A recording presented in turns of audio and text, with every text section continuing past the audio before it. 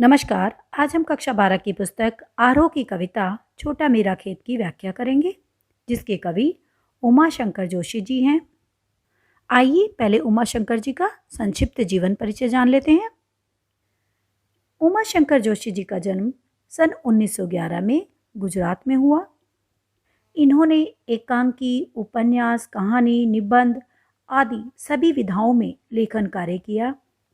इनकी प्रमुख रचनाओं में एकांकी हैं विश्व शांति, गंगोत्री, निशीथ, प्राचीना, वसंत वर्षा, महाप्रस्थान, अभिदा आदि। सापनभारा, शहीद इनकी प्रमुख कहानियां हैं। श्रावणी, मेणो, विसामो इनके उपन्यास हैं। इन्होंने सन 1947 से संस्कृति पत्रिका का संपादन कार्य भी किया। सन 1988 में इनका निधन हो गया। उमाशंकर जी को 20वीं सदी की गुजराती कविता और साहित्य को नई भंगिमा और नया स्वर देने वाला साहित्यकार भी माना जाता है। इन्होंने कालिदास की अभिज्ञान शाकुंतलम और भवभूति के उत्तर रामचरित का गुजराती भाषा में अनुवाद किया। ऐसे अनुवाद गुजराती साहित्य की अभिव्यक्ति क्षमता को बढ़ाने वाले माने जाते हैं। यहाँ प्रस्तुत कविता छोटा मेरा खेत खेती के रूपक में कवि कर्म के हर चरण को बांधने की कोशिश के रूप में पढ़ी जा सकती है। कागज का पन्ना जिस पर रचना शब्दबद्ध होती है, कवि को एक चौकोर खेत की तरह लगता है। इस खेत में किसी अंधड़ अर्थात भावनात्मक आंधी के प्रभाव से किसी क्षण एक बीज बोया जाता है। यह बीज रचना, विचार और अभिव्यक्ति का हो सकता है। यह मूल रूप कल्पना का सहारा लेकर विकसित होता है और इस प्रक्रिया में स्वयं विगलित हो जाता है। उससे शब्दों के अंकुर निकलते हैं और अंततः कृति एक पूर्ण स्वरूप ग्रहण करती है, जो कृषि कर्म के लिहाज से पुष्पित, पल्लवित होने की स्थिति है। साहित्यिक कृति से जो अलौकिक रसधारा फूटती है, वह क्षण में होने वाली रोपाई का ही परिणाम है, पर यह रसधारा अनंत काल तक चलने वाली कटाई अर्थात उत्तम साहित्य कालजयी होता है कि वो अनंत काल तक चलता है और असंख्य पाठकों द्वारा अनेक बार पढ़ा जाता है से भी कम नहीं होती है। खेत में पैदा होने वाला अन्न तो कुछ समय के बाद समाप्त हो जाता है, किंतु साहित्य का रस कभी नहीं खत्म होता। पाठ के इस परिचय के बाद आइए अब कविता का अध्ययन करें। छोटा मेरा खेत चौकोना, कागज का एक पन्ना, कोई अंधड़ कहीं से आया, क्षण का बीज वहां बोया गया, कल्पना की रसायनों को पी, बीज गल गया निशेष, शब्द के अंकुर फूटे, पल्लव पुष्पों से नमित हुआ विशेष।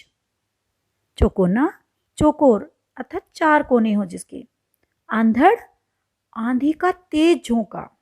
क्षण, अवसर, रसायन, खाद्य पदार्थ, भोजन। निशेष, पूरी तरह से। अंकुर, नन्हा पौधा। पल्लव पुष्प, कोमल पत्ते और फूल। नमित, झुका हुआ। विशेष, खास तौर पर। कवि कर्म को एक कृषक के समान बताता है। वह कहता है कि मैं भी एक प्रकार का किसान हूं और कागज का एक पन्ना मेरे लिए छोटे से चौकोर खेत के समान है। और जिस प्रकार खेत में अन्न उगाया जाता है, उसी प्रकार कवि अपने हृदय में आए विचारों को, भावों को कविता का रूप देता है। वो कहता है कि अंतर सिर्फ इतना है कि किसान धरती पर फसल उगाता है और कवि कागज पर कविता उगाता है। जिस प्रकार आंधी बारिश आने के बाद खेत फसल बोने के लिए तैयार हो जाते हैं, उसी प्रकार कवि के मन में भी अचानक आई आंधी के समान कोई भाव रूपी बीज न जाने कहाँ से चला आता है। वह भाव रूपी बीज उसके मन रूपी जो खेत है उसमें अचानक से बोया जाता है। जिस प्रकार धरती में बोया गया बीज विभिन्न रसायनों जैसे हवा, पानी, खाद आदि को पाकर स्वयं को गला देता है और उसमें से अंकुर निकलता है, उसमें नए पत्ते और पुष्प फूट पड़ते हैं, उसी प्रकार कविता पूरा रूप लेने से पहले कवि को अपने भावों में पूरी तरह से बहा ले जाती है कि कवि के मन में उठे भाव कल्पना रूपी रसायन को पीकर अंकुरित होते हैं और जब शब्द रूपी बीज है वो अंकुरित होता है और पौधा बनता है, तब उसमें जिस प्रकार पौधे में नए नए पत्ते आते हैं, फूल लगते हैं और फूलों के उस वजन से वो झुक जाता है, उसी प्रकार जब कवि के मन में शब्द रूपी अंकुर अंकुरित होता है और वो कविता रूपी पौधा बन जाता है, तब उसमें उसके भाव पत्तों का रूप ले लेते हैं और वह कविता रूपी फल बन जाते हैं। कविता भाव रूपी पत्तों और पुष्पों से लदकर विशेष रूप से झुक जाती है, वह सबके लिए समर्पित हो जाती है।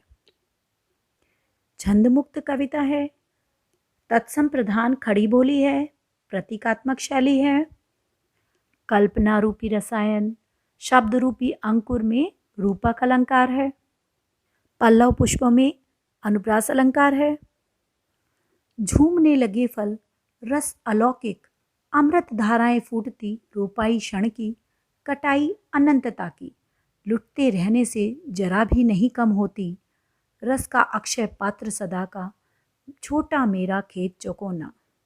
अलौकिक, दिव्य, अद्भुत, अमृत धाराएं, रस की धाराएं, रोपाई रोपा जाना, बीज बोया जाना, कटाई फसल का काटना, अनंतता सदा सर्वदा के लिए कि जिसका अंत ना हो, शाश्वत हो जो, अक्षय कभी नष्ट नहीं होने वाला कि जिसका कभी क्षय ना हो, पात्र बर्तन।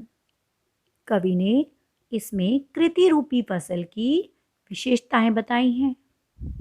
वह कहता है कि कल्पना के रसायन से बीज पोषित होकर पल्लवित हो गया, उसमें फूल नए पत्ते आ गए कि उसके हृदय में पलने वाला भाव पककर कविता रूपी फल के रूप में झूमने लगा है और उसमें से अद्भुत अलौकिक रस झरने लगा है, उसमें से आनंद की अमृत जैसी धाराएं फूटने लगी हैं, अर्थात कविता में काव्य आनंद अमृत के समान है और इस अमृत रूपी काव्य आनंद को पाकर उसे आत्मिक आनंद प्राप्त हो रहा है।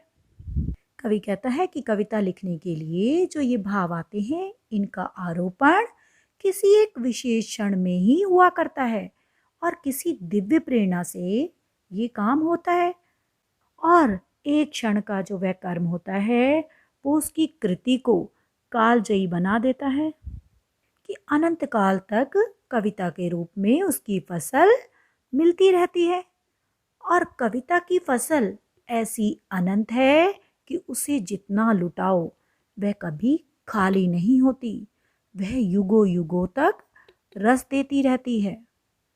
अर्थात प्रत्येक साहित्यिक रचना अपने पाठकों को अपना रस लुटाती रहती है, फिर भी वह रस से भरपूर बनी रहती है, कभी भी वो रस से शून्य नहीं होती कि उसका रस, उसका जो सौंदर्य है, उसके जो भाव हैं वो कभी समाप्त नहीं होते।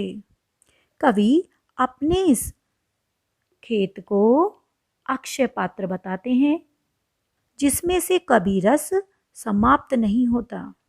वो कहते हैं कि मेरे पास जो कविता रूपी चौकोर खेत है वह रस का अक्षय पात्र है, क्योंकि किसान का अन्न तो समाप्त हो सकता है, परंतु कविता शाश्वत होती है।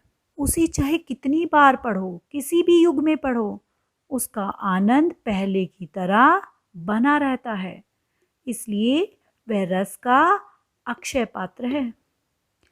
रस का अक्षय पात्र में रूपक अलंकार है, छंद मुक्त कविता है, तत्संप्रधान खड़ी बोली है, प्रतीकात्मक शैली है, रस शब्द में श्लेष अलंकार है क्योंकि इसके दो अर्थ हैं, फलों का रस तथा काव्य आनंद। आशा है आपको कविता स्पष्ट हो गई होगी। धन्यवाद।